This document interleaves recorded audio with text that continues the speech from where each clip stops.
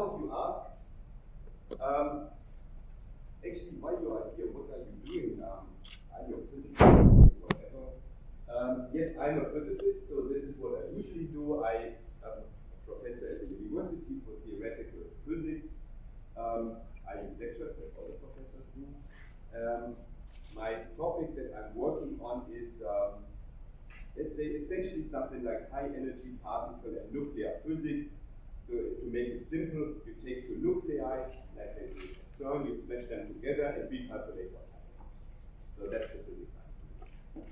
And now you might ask, so why is this guy with the equations on the blackboard going to Neum with you and doing science communication? And that was also something that we asked ourselves in the beginning, and I will come to that story later in the talk.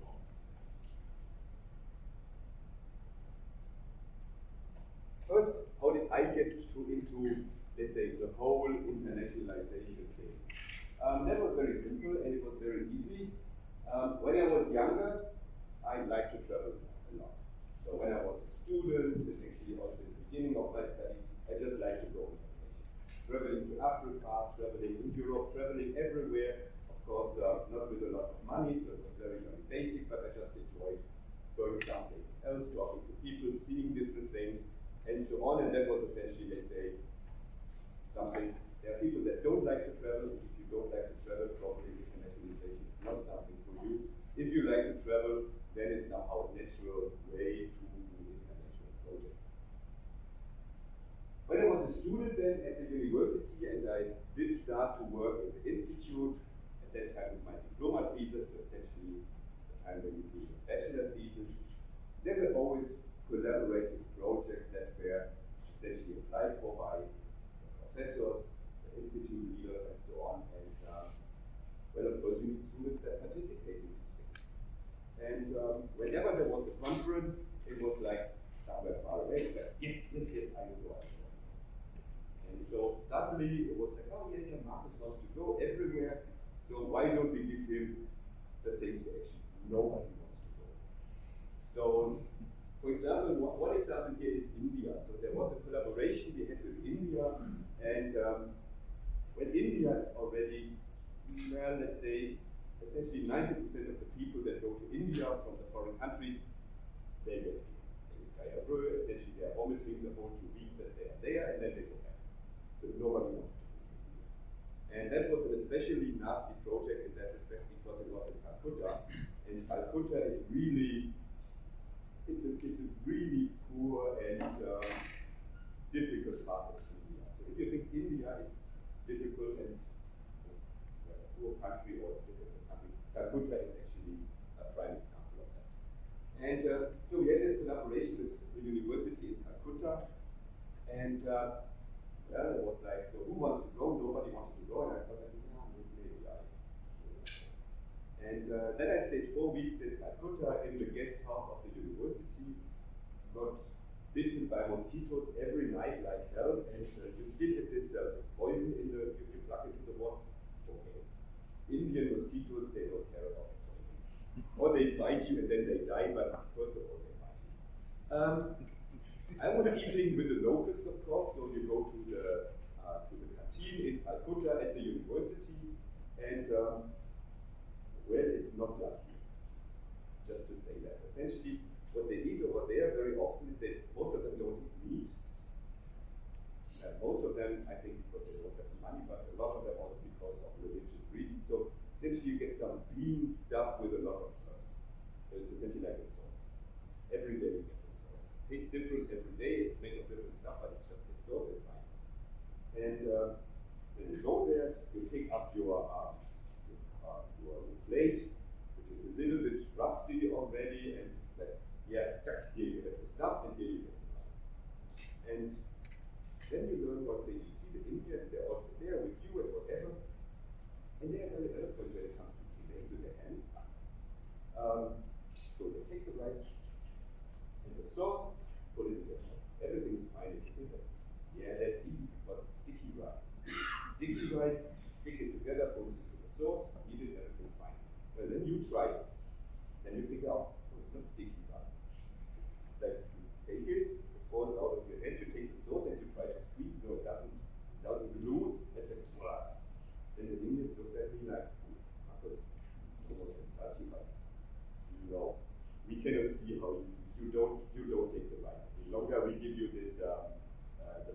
stuff.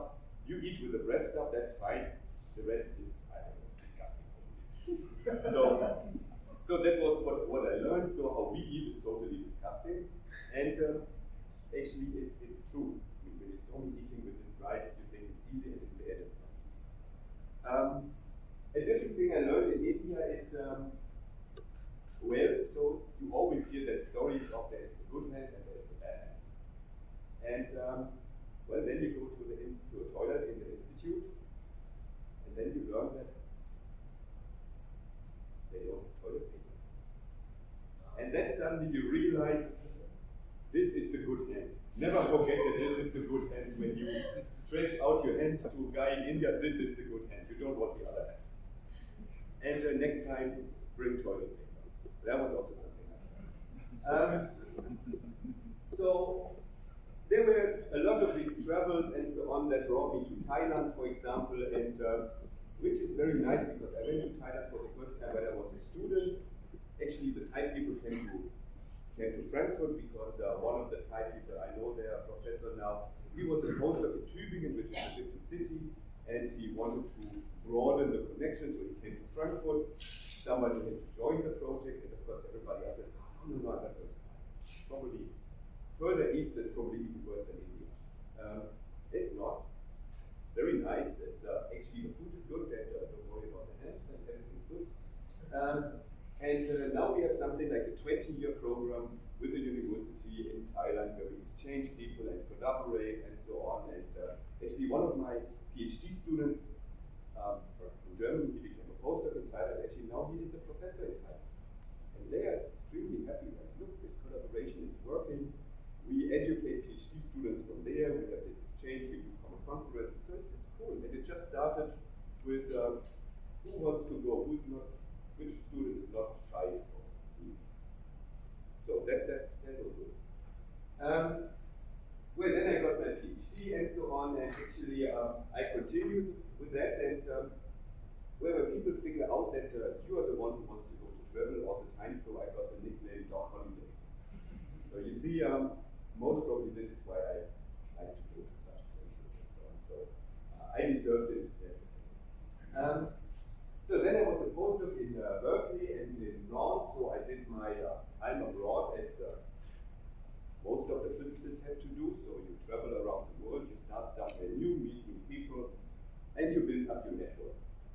And well, the people you met for the first time as a scientist, for example, that were also postdocs or young postdocs in Berkeley and in Neum.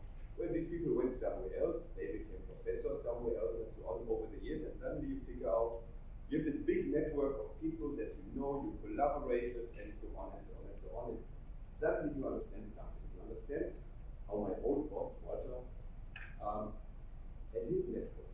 Before, when I was a student, I was always somehow amazed what kind of network he had. Because whenever there was money you could get from some funding agency for international projects or other projects, he had someone in his network. It was totally weird. It was like, yes, let's say there is a call to support science with one leg unbathing women. Why do they have this call? Nobody knows this person. And then go to the seminar and what is it? Yes! So there is this grant for one leg unbathing women to collaborate with German old physicists, whatever. Good thing is I know a person. So you write the grant and then we collaborate and you can try. So and suddenly I was amazed that whatever thing was there, obscure or combinations of people, for example, like they exchanged a trilateral grant for collaboration between Germany, Israel, and the Palestinians. And it's difficult. You have to find the right people that actually want to join such a thing. Because you know the Palestinians and the Israelis, they are not always the friends. So you have to find the proper people that would contribute to such a project to make it a success. So that's something I learned when I was a student, and something that I always felt very positive about. That you can find these people. They do exist, you just have to find them. If your network is big enough, somebody will find them. And so this is how I came into all this, and this is why I do very often that I like to do international things, international projects with other people. So that's an example. So you see some of these of the network, at least when it started in the beginning. So I took some more photos. So that was for a conference in South Africa, Strange Quark Mentor 2004. And you cannot really read it, but the most important point is not the yellow sign up there to go to the box to the left. The most important thing is the right one on the bottom, which is the wine tasting session. So it's always important that you have good science and a good project, but it's also important that you have something like time for relaxation and real talk. Like we do it here on the beach. It's not like program, work, but it's essentially like, yes, you work and think also when you are in a relaxed atmosphere. Then you talk about the project, but everything is good. And what you see here is probably you know that guy up to the left. He's super. Exactly. So that was Sasha, when Sasha was still going to physics conferences, and organizing conferences like here.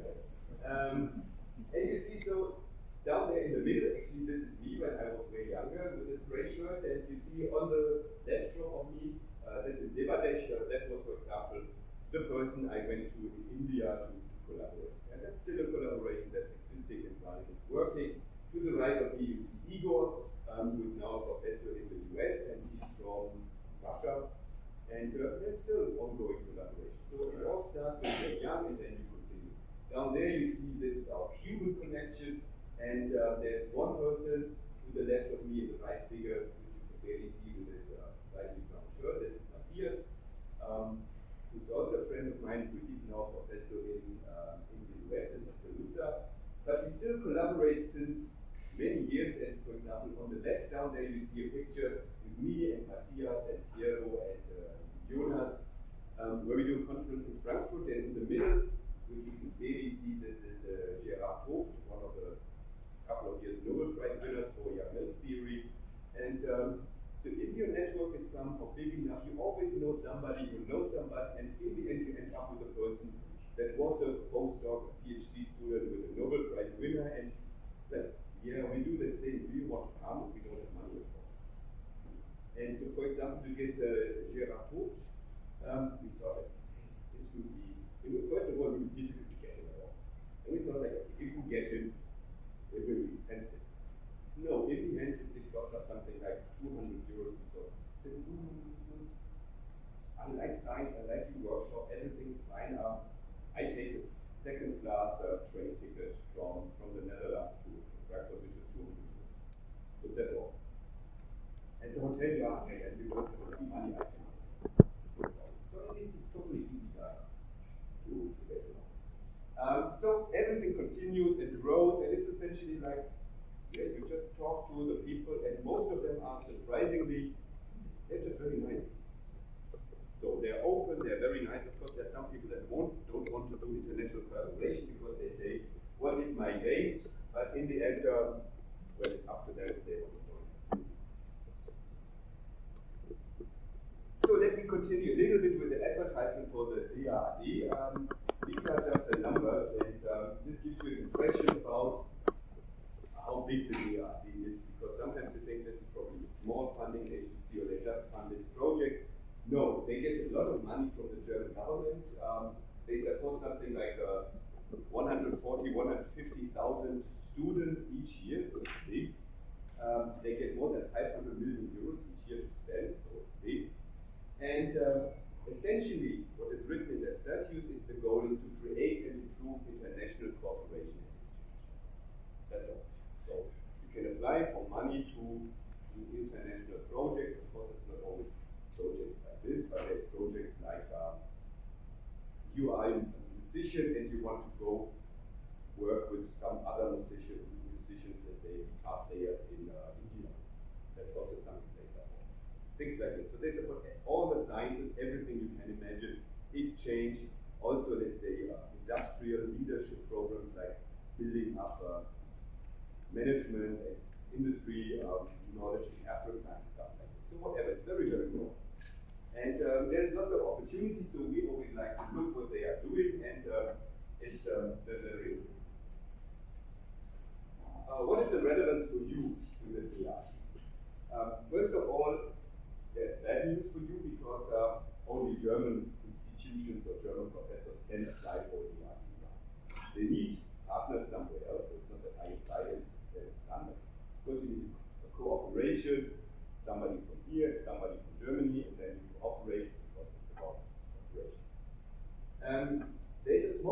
program that I have also used very often, also for me and my students, to go to other countries. This is a travel and exchange program. It's a small program, but it's easy to apply. And essentially, I checked it at the moment. You can apply from Serbia and from Croatia. You can unfortunately not apply from Bosnia, because I assume that somehow the Bosnian Minister of Science did not sign any agreement with the DHB, which was probably to do with half an hour. Because I mean, this exists with all the essentially with all countries. So that should be easy if you want to do it, but actually normally doesn't exist. You write an application that is very structured, so essentially your process write application with a partner in Germany, and can be any partner in Germany. It's not that it has to be. If you think that, oh, I want to go to Munich, and your professor knows somebody in Munich, they can just very good. It's a very short application, and usually they run for 2 years. Usually you get up to between 5,000 and 10,000 euros per year, and you can just travel. So I want to do a 4-week visit in Germany, because we want to work together on a common project, and then a German group will come to you, work for 4 weeks, 6 weeks, 2 weeks, whatever you agree on. You just agree on what you want to do. And this exchange, travel costs and hotel costs and so on, they will be supported. And that's very nice, very easy. And you think, oh yeah, then we cooperate anyway, why not apply for that money? And so, as I said, very easy. And usually they are announced every year, depending with Corona, things were a little bit different. Typically they are announced every year. They run for 2 years and you just apply. And the quota is usually rather good from areas that are not extremely popular. I want to say not extremely popular. I don't mean this is not extremely popular, but if you want to go to the US from Germany, you have, let's say, a 20% chance that your application is fine, because the exchange with the US is super popular. Or if you want to go to Italy and collaborate with Italy, this is also super popular, because it's not the physics, but it's essentially more the history people, they want to go to Italy and cooperate. So there's a 10% chance that you can find. With all the other countries that I tried, they were always funded. So I don't know about the statistics with the other countries, but essentially with all other countries except Italy and the US, you always get the money. So that's fine. So I think the chances here are also pretty good. So that's one thing I want to suggest to you that you can use to network. Then of course most of you, I assume, know the Erasmus program, which is a European program, but in Germany it's run by the DHB, and the funding is also run by the DHB. And I think you talked a lot in the grant application project about how to write an Erasmus application. There are different programs within Erasmus, and depending on what you want to do, whether this is a study thing or whether this is working in connection to a cooperation, it's slightly different. It will be different applications. This is something that can be very easily done if you're in Croatia and Serbia, because they are full partners of Europe, of the Erasmus program. Bosnia is possible, but Bosnia is not. It's not a full partner. It's somehow associated, and there you need, if you want to have something at your university, you have to do an additional contract between your university and the other university wherever you want in Europe, not in Germany, not in Germany, but wherever you want to go. You need a special contract. It's more complicated. Some universities actually do have that, also in Bosnia, some don't. So you have to figure out if you're at the right place. And then you go for a study exchange, and you get some money. Actually, I think it's, if you go to Germany with 300 euros a month, to be honest, this will not allow you to visit Germany. So that's the way, that's not enough. So if you want to go to Germany and live there, and even if you do it, I think on the cheapest way you will need 600 euros a month. There's no way that you can survive with this. Even 600 is very, very small. So that's something you have to consider if you apply for an Erasmus exchange. The DHB also has other programs like university corporations, travels for musicians, whatever. So I don't want to go into all of that, but sometimes there are new things coming up, and then you say that, look, oh, this is very, very interesting. So maybe we can do something with that.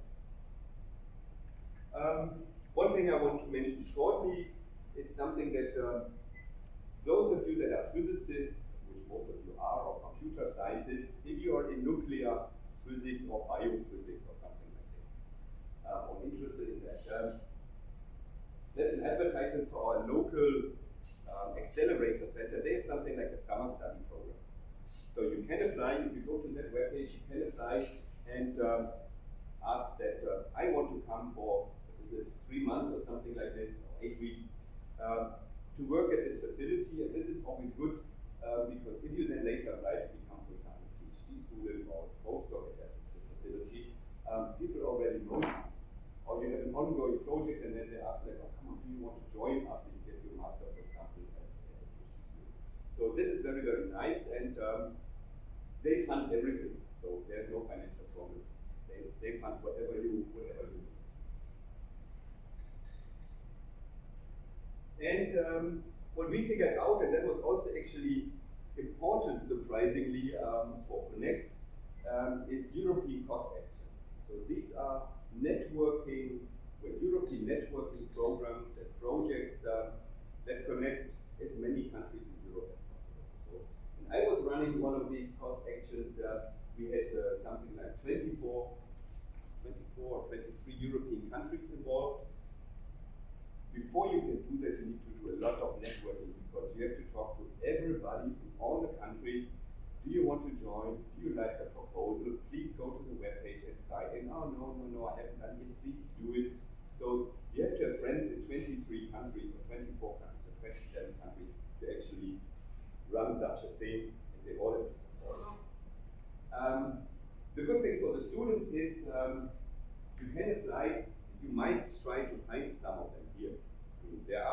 Bosnia is part of a lot of these programs, actually, because the more countries you have, the more funding you get. So it's always good if you have more countries. And what they also support and want is that you go to the periphery. So it's not like, yeah, I want to do workshops in Germany. This is my great idea. And they say, no, this is not what we want to support. We don't want to support Germany. What we want is support whole Europe as an inclusive thing. Everybody should be part of that. It's not we support Germany, no. It's better if we support, let's say, Bosnia. You bring Germans to Bosnia, you bring whatever other people to Bosnia to show with this money that you can do something great in Bosnia. Bosnia is also part of Europe, for example, or Serbia or whatever is there, or Romania. This is cool. Bring the people there, connect the students from there to this, make the students from there travel somewhere else. It's all fine, but this is what we should do. And when I was the head of this tour course action, a DAD program came up, which was called University Dialogue with Countries in the Western Balkans.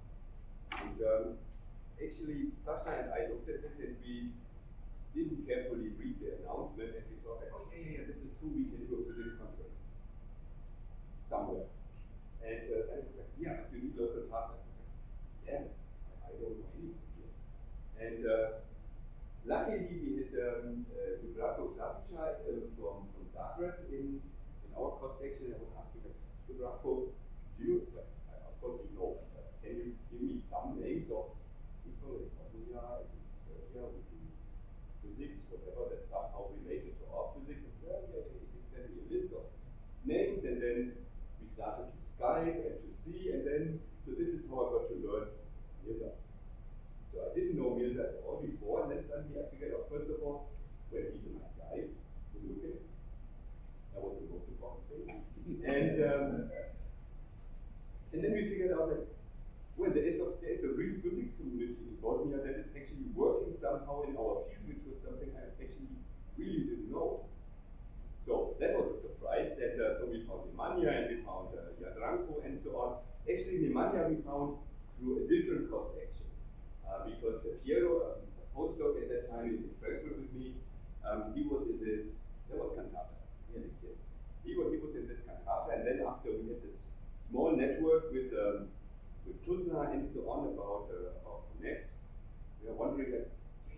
other cross-actions? So are they also relevant? And then we figured out, oh yes, there's this black hole cross-action. And then we were looking, and it was like, yeah, there is this Nemanja Rakic.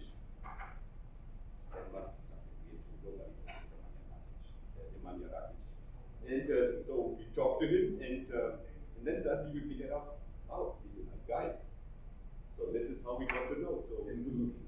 and good looking. Yes, and good looking. Yes, of course. And so we did all this. So that was somehow, let's say, a rather weird and loopy process. Like you do this big European project. From this you find partners here and there. You find new people and so on. And suddenly we came up and do this project. So that was really something that was cool. We also did science outreach, just to connect back to what we are doing here. So when we had this tour, European project, you have to do outreach, and essentially, because you do outreach into the physics community, that's easy, dissemination, and you have to talk to the public. And we decided we wanted to talk to the public in a way that's not like this, yeah, we do this, but we wanted to talk to the younger people, so we made this cartoon here. You can download it from the internet page. It's longer than 2 slides, and it should have, the idea was to have some physics focus, but to sell it in a way that you don't see the physics.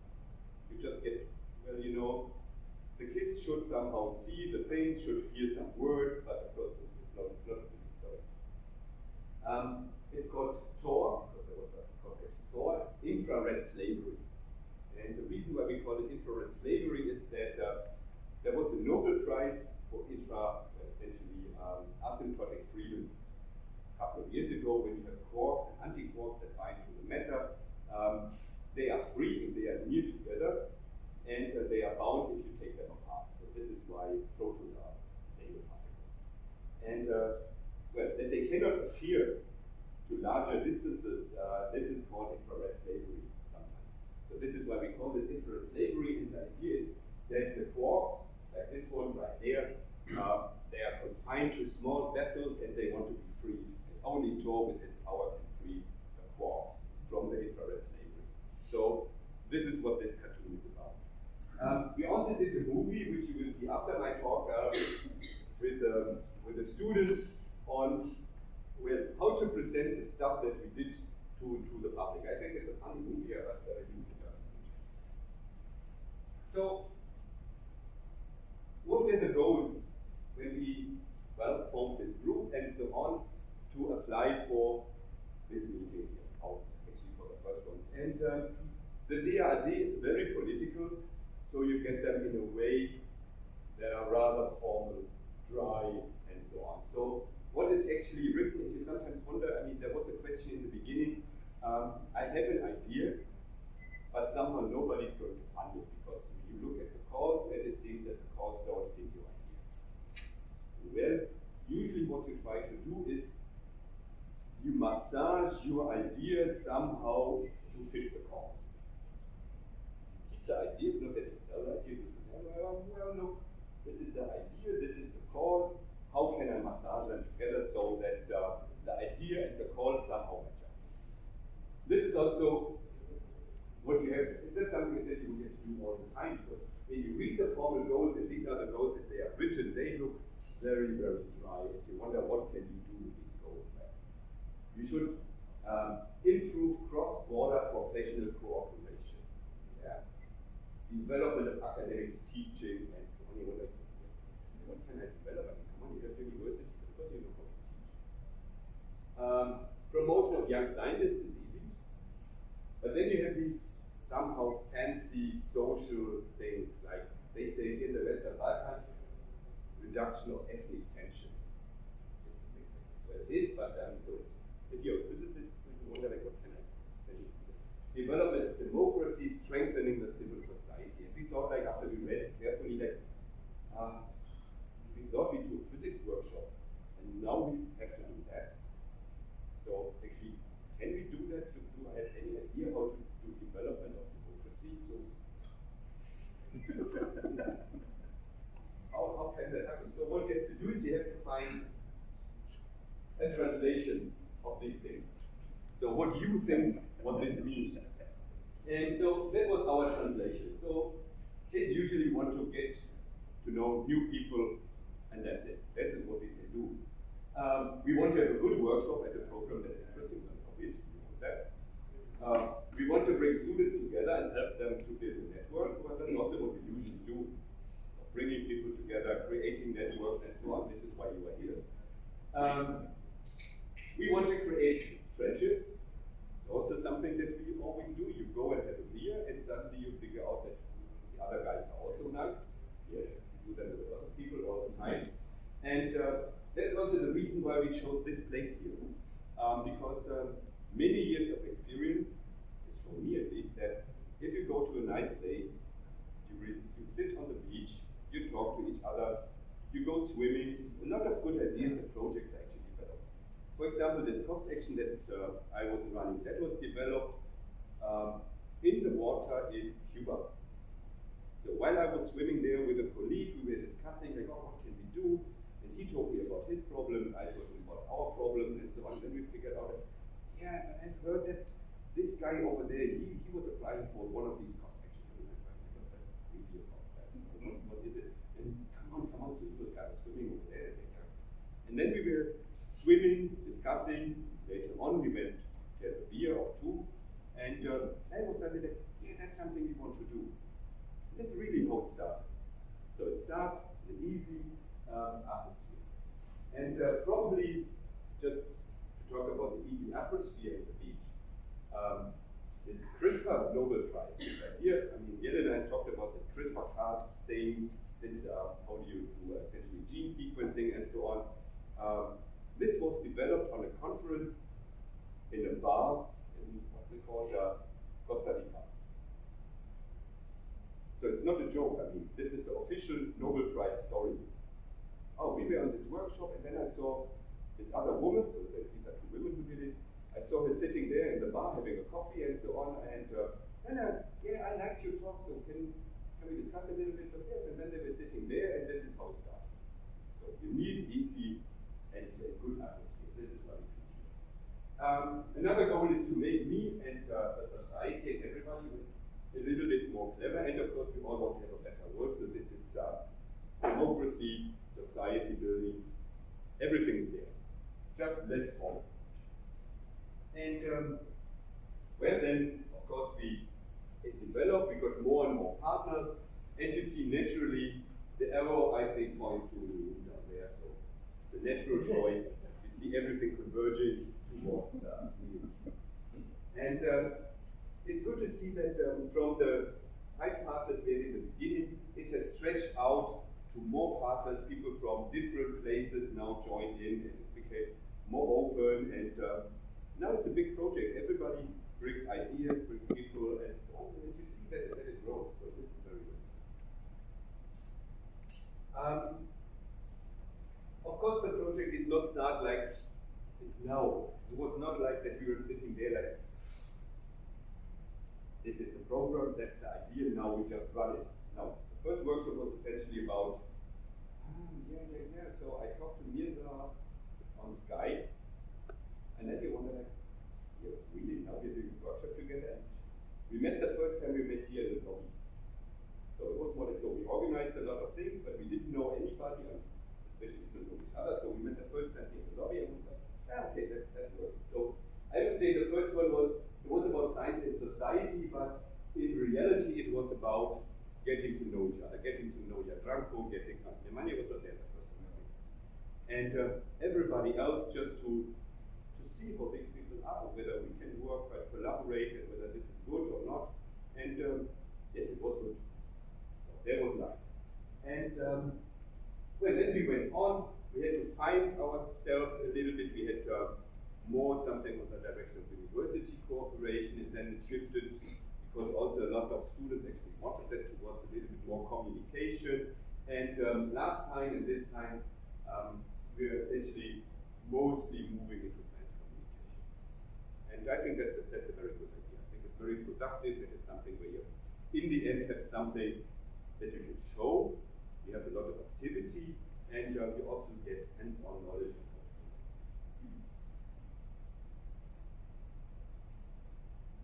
since time is essentially up, let me skip this one thing, but let me tell you something about the vision. Because now we do this for 5 years, and now we have a lot of partners, and I think it's important that this somehow, the spirit and the momentum somehow continues. And where the ideal goal would be, it continues with you, totally. Not even with me, but just with you. You develop everything, you have everything, you have all the activity, you have all the enthusiasm, you just run it, and sometimes you invite me to like it. That is my vision. So how can we do this? And I think we have already started doing this. I think what's very, very important is that we find structures. It's not, in the end, if you want to have a permanent thing running, you cannot say this is something that is Nemanja thing, or it's Nemanja gets the money, or it's Nilsa gets the money, you need some kind of formal structure. You need a club or an NGO, as you often call it here, something like Boson, where you can somehow channel in activities, where you can channel in also funding, because without funding, everything is vain. So you need somehow this vessel or thing where you can collect the ideas. You can say, look, this is something. This is a couple of people that do something together. Now we money. And the idea was that we would do this in different places, like we do it in. We already did it in Banja Luka. You probably do this in Mostar. You do it in Tuzla. You do it in Split or Zagreb or whatever. In Novi Sad. You do it in a lot of different places. And the reason why you want to do it in a lot of different places is then you can have a network. Then you have a network of Banja Luka collaborating with Tuzla, collaborating with Mostar. Essentially what we do now. But that's the formal network. And the formal network can, for example, apply for European funding. This is important because then you can get more money from the outside into all. And of course, critical mass is important. You need access to the distributed expertise. You want to do science communication, different projects. There can be different emphases in the different parts. Of course, why not? That's important. And you can somehow learn something from this and essentially can grow. I think it's important that we understand that this is, of course, your project. It's not that we have any influence or want to do anything. No, it's your project. It should strengthen the local groups. It should use the local networks and the local enthusiasm. And of course, when you unite the local hubs to regional network, it's bigger. So that's I think important. The structure is good because you can tap into different resources. If you're local, you can ask your local city, companies, and whatever, and say, look, we are local, we are small, give us some money. You can say, a company in Banja Luka might happily give money to Boson, and might probably not be so happy to give money to Mostar. So it's very easy for you to get the money from Banja Luka. Not easy, but there's a good case to get the money from Banja Luka, and for you it's a good case to get the money from Mostar, because they say, Mostar, good, so everybody's happy. Then you can tap into the regional resources like, look, it's joined, we all are together somehow, give us money because we are this network. And of course the same is true for the international and European resources. There you can make a very, very nice case. Of course, you say, look, we are this network in the Western Balkans, please give us money. And it works. Well, not always, but it works. So you might have different ideas and different things to find sponsors, and I think that is very important with that structure. Yes, I just wanted to thank Nemanja and everybody for Boson. I think it's cool. We discussed this, I think, also 2 years ago, like, can we do such a thing? And then suddenly it's like, yes, you do. So you have this association, you do projects, you get local funding, and so on. So everything, I think, that we need to do and need to learn somehow is something we can learn from Nemanja, Adriana, and the Boson team, how they do it, how they approach the local companies, how they approach this, how they do it, and so on. So you have everything there, and it's good. You can just talk to them, just talk to Elvis too, and so on. But you see, it's realizable, it can be done. So I think we can learn a lot from this. And I think think that's it. When you think about budget, typically what you would need is, ideally you would need probably something like 10,000 euros in every of these points every year. That would be cool. But probably the minimum you would need to run this successfully is on the level of 2,000 euros per year to have money for events and activities. And that only works, of course, essentially if you work for free. It's very, very clear, of course. With 2,000 euros you have to, it's just enthusiasm that drives this thing. But of course, it's a first step and then it can grow. So I think this is a very nice thing here. I want to thank all of you and of course the Mirza, the mentors, the lecturers for the nice lectures. It's not the last talk, but still I want to thank you. And well, I'm curious to see